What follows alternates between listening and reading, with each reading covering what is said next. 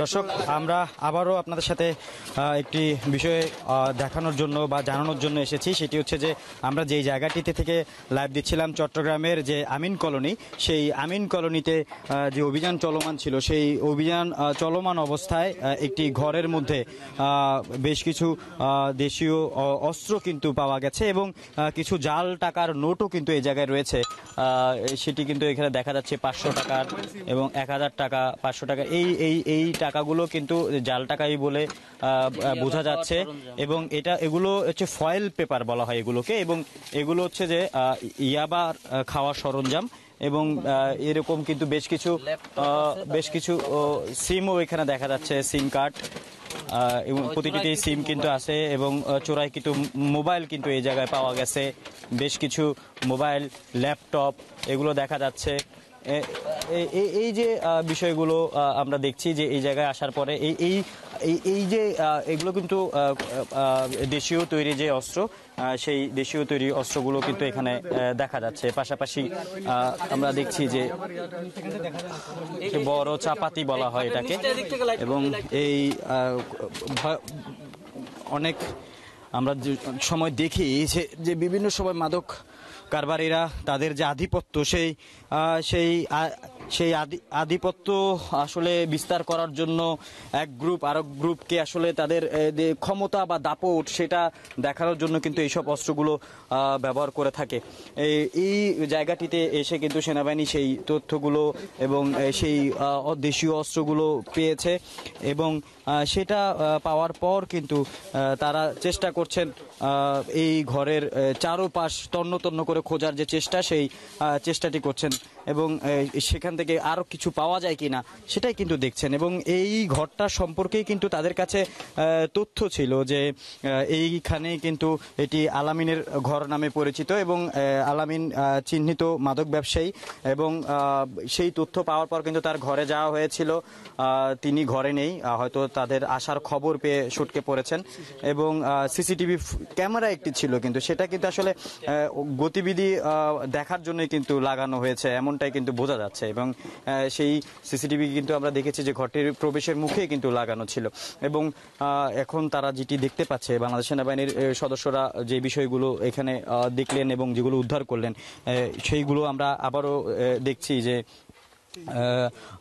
যে দেশীয় অস্ত্রগুলো এগুলো কিন্তু এই খাটের মধ্যে বিভিন্ন জায়গা থেকে কিন্তু পেয়েছেন। এবং একেবারেই যে ওয়াশরুম বা টয়লেটের পেছনের একটি ঘর, এবং সেটি খুবই পরিত্যক্ত একটি জায়গা বলা যায়। এবং সেই জায়গাটিতেই কিন্তু বাংলাদেশ সেনাবাহিনীর সদস্যরা খুঁজতে খুঁজতে সেই জায়গাটিতে এসেছে, এবং সেখান থেকেই জাল টাকা সহ যে দেশীয় অস্ত্র, যেগুলো আসলে মাদক কারবারিরা তাদের যে ব্যবসা, সেই ব্যবসাটি আসলে আধিপত্য যে বিস্তার, ব্যবসা কেন্দ্রিক, সেই আধিপত্য বিস্তারকে কেন্দ্র করেই কিন্তু তারা এইগুলো ব্যবহার করত।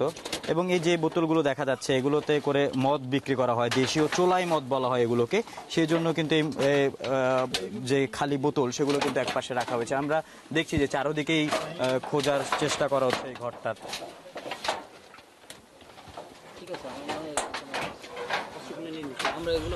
আমরা এখান থেকে একটু পেছন থেকে যদি দেখাই যে কি অস্ত্রগুলো তারা এখানে পেয়েছেন, এবং সেগুলো তারা সেখান থেকে নেয়ার চেষ্টা করছেন, উদ্ধার করছেন।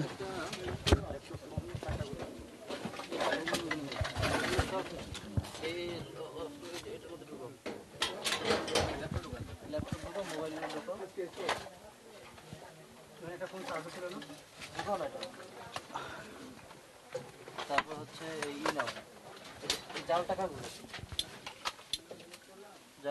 সিম আর জাল টাকা আরো ছিল, এই একটা মোবাইল, জাল টাকা করে নেন। জাল টাকা, দেশীয় অস্ত্র এবং মোবাইলের বেশ কিছু সিম, এগুলো কিন্তু এখানে পাওয়া যায়।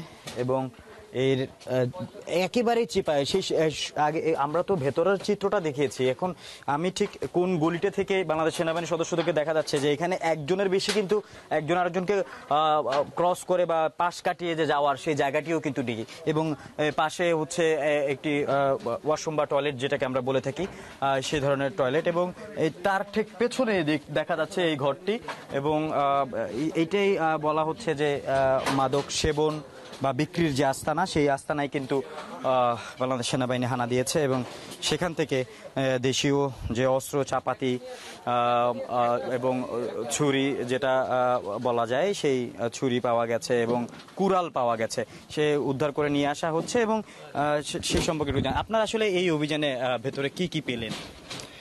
আমরা বেসিক্যালি কিছু দেশীয় অস্ত্র পেলাম এবং মাদকদ্রব্য সেবনের কিছু সরঞ্জাম, আর সাথে কিছু চোরাইকৃত mobile phone, electronic device, laptop, যেটা তারা তাদের অপরাধ কার্যক্রম সংগঠনের জন্য ব্যবহার করে, এবং বেশ কিছু চোরাইকৃত মোবাইল এবং জাল টাকা, 1000 টাকার নোট, 500 টাকার নোট, এগুলো আমরা উদ্ধার করি।